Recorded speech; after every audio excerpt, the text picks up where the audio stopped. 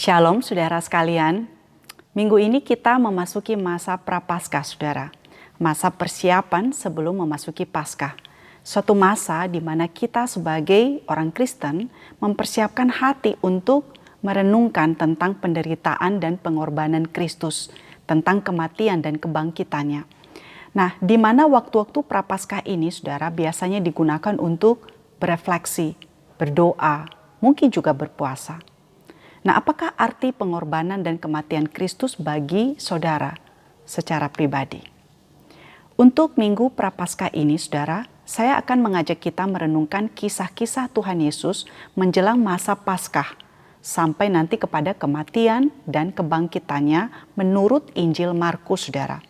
Nah, tahun lalu, kalau saudara mengikuti seri doa Sabtu ini, hal yang sama juga dibahas, saudara. Namun kali ini kita akan merenungkannya khusus dari perspektif Injil Markus. Kita akan mulai dari Markus 14 ayat 1 sampai 11. Saya mendorong saudara untuk membaca 11 ayat di dalam perikop ini secara pribadi. Membacanya dengan teliti dan merenungkannya. Saudara, kisah ini terjadi di waktu 2 hari sebelum hari raya Paskah dan hari raya roti tidak beragi. Ini adalah perayaan yang sangat penting saudara bagi orang-orang Yahudi, di mana hampir semua orang Yahudi di seluruh negeri datang ke Yerusalem. Nah, Paskah adalah suatu peringatan ya saudara untuk mengingat nenek moyang mereka yang dulu dilepaskan dari perbudakan di Mesir. Dan pada waktu itu orang Israel menyembelih domba dan mengoleskan darah anak domba tersebut pada ambang pintu rumah mereka agar mereka selamat dari kematian yang mengerikan yang terjadi pada waktu itu. Saudara, di dalam perayaan Paskah, Yerusalem itu akan sangat ramai. Maka biasanya pemerintah Roma memperketat pengawasan dengan menugaskan para tentara lebih banyak saudara untuk berjaga-jaga. Karena keramaian seperti itu berpotensi terjadinya pemberontakan dan kerusuhan saudara. Dan imam-imam kepala dan ahli-ahli Taurat sudah memutuskan untuk menangkap dan membunuh Yesus. Namun mereka memutuskan untuk tidak melakukannya di hari perayaan supaya tidak terjadi keributan.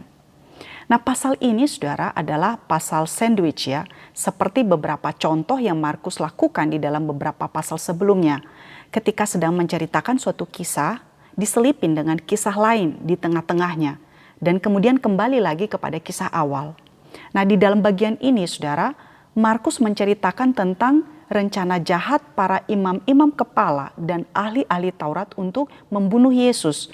Dan kemudian diakhiri dengan kisah Yudas yang kemudian bertemu dengan imam kepala dan ahli Taurat itu dengan maksud saudara untuk menyerahkan Yesus kepada mereka. Nah, di tengah-tengah kisah itu saudara, Markus menyelipkan cerita tentang seorang perempuan yang datang bertemu dengan Tuhan Yesus membawa suatu buli-buli pualam berisi minyak narwastu yang mahal harganya. Dan dia memecahkan buli-buli itu dan mencurahkan minyak itu ke atas kepala Yesus. Di sini kita melihat saudara Markus seakan-akan mengkontraskan kepada kita sikap dan tindakan orang-orang yang berada di sekitar Tuhan Yesus pada waktu itu menjelang hari-hari kematiannya. Pertama, kita melihat para imam dan ahli Taurat yang sudah dikuasai oleh kebencian dan mereka sudah bertekad untuk membunuh Tuhan Yesus. Kedua, kita melihat Yudas, seorang murid yang mungkin dilandasi oleh ketamakan akan uang, mengambil kesempatan saudara, kesempatan itu untuk mendapatkan keuntungan dengan cara menjual gurunya. Dan ketiga, kita melihat seorang perempuan yang membawa minyak yang sangat mahal harganya, membawa yang terbaik yang dia miliki, yaitu minyak narwastu, dan kemudian menuangkan minyak itu ke atas kepala Tuhan Yesus. Nah, saudaraku, Injil selalu mengisahkan respons yang berbeda-beda dari setiap orang saudara yang berinteraksi dengan Tuhan Yesus. Ada orang yang begitu ingin mengenalnya, dan setelah mengenal mereka mengalami perubahan hidup. Mereka mengasihi dan kemudian mengikut Tuhan Yesus. Namun sebagian yang lain saudara, mereka dikuasai oleh motivasi-motivasi lain dan bahkan dikuasai oleh kebencian. Nah, perempuan yang tidak disebutkan namanya oleh Markus ini adalah salah satu orang yang mengasihi Yesus, sehingga dia datang dengan membawa yang terbaik yang dia miliki kepada Tuhan Yesus. Saudara, seperti yang dicatat oleh Injil, kita juga saudara akan selalu berada di antara macam-macam orang yang berada di sekitar Tuhan Yesus. Kita akan selalu harus memutuskan saudara, apakah kita akan menjadi percaya dan mengasihi Dia atau sebaliknya. Nah, di manakah Yesus kita tempatkan di dalam hati kita? Apakah Dia yang menempati dan yang menguasai seluruh hati kita atau tidak? Atau apakah Dia hanya menempati posisi bagian luar atau sebagian daripada hidup kita ini? Saudaraku, mengapa respons perempuan ini dan Yudas begitu berbeda? Kedua-duanya saudara mengenal Tuhan Yesus. Dan Yudas sebagai murid sudah 3 tahun saudara bersama-sama dengan Tuhan Yesus. Namun mengapa dia sampai menjual gurunya? Mengapa hidup Yudas itu tidak berubah? Saudara, ternyata kebersamaan dengan Yesus tidak selalu membuat seseorang mengalami perjumpaan pribadi dengan Tuhan Yesus. Hati Yudas, saudara, tidak terpaut kepada Yesus. Meskipun selama ini mereka seringkali bersama-sama. Nah, hal ini menjadi suatu refleksi bagi kita, saudara. Relasi pribadi dengan aktivitas rohani adalah 2 hal yang tidak selalu sama. Bersama-sama dengan Tuhan, dengan berbagai macam kegiatan tidak selalu membuat seseorang mengalami relasi secara pribadi.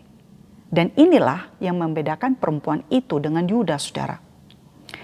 Peter Scazzero, saudara, seorang penulis Kristen ya, pernah menulis buku yang berjudul Emotionally Healthy Spirituality.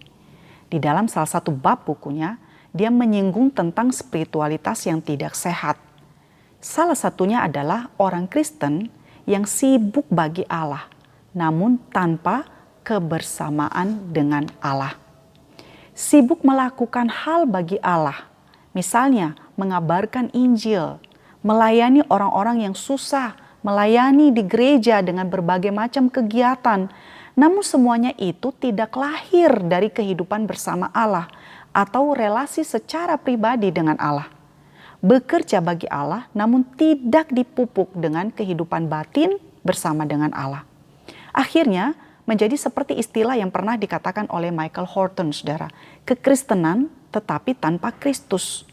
Menjadi orang Kristen tetapi sebenarnya tidak mengenal Kristus secara pribadi. Saudara, di tengah-tengah orang-orang yang berencana untuk melakukan hal yang jahat kepada Tuhan Yesus, dan ketika bahkan seorang murid mengkhianati dengan menjual gurunya, Markus mengisahkan kepada kita perbuatan yang indah dari seorang perempuan yang begitu mengasihi Tuhan Yesus dengan mencurahkan minyak, saudara. Minyak narwastu yang mahal di atas kepalanya. Saudara, Markus tidak memberitahukan kepada kita siapa perempuan ini. Kalau melihat dari versi Yohanes yang mengisahkan kisah yang hampir sama, perempuan itu adalah Maria, saudara dari Marta dan Lazarus. Nah, pengurapan yang dilakukan oleh perempuan ini sebenarnya adalah sesuatu yang biasa dilakukan oleh masyarakat pada waktu itu, saudara. Misalnya, ketika seorang tamu datang ke perjamuan, umumnya akan tersedia minyak untuk dicurahkan ke atas kepalanya. Nah, pemakaian minyak yang mahal merupakan suatu tanda penyembahan dan penghormatan. Dan inilah yang dilakukan oleh perempuan itu. Nah, memasuki masa-masa Prapaskah ini, saudara, apa yang saudara renungkan dan alami? Adakah kasih kepada Kristus dan rasa syukur yang besar terhadap apa yang sudah dilakukannya bagi saudara, bagi saya, bagi setiap kita? Paul Tripp, saudara, pernah mengatakan bahwa ada satu bahaya yang harus diwaspadai oleh orang-orang yang terbiasa dengan hal-hal yang ilahi.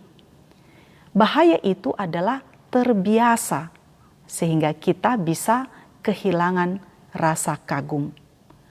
Terlalu sering mendengar firman, terlalu sering mendengar tentang kematian dan pengorbanan Kristus.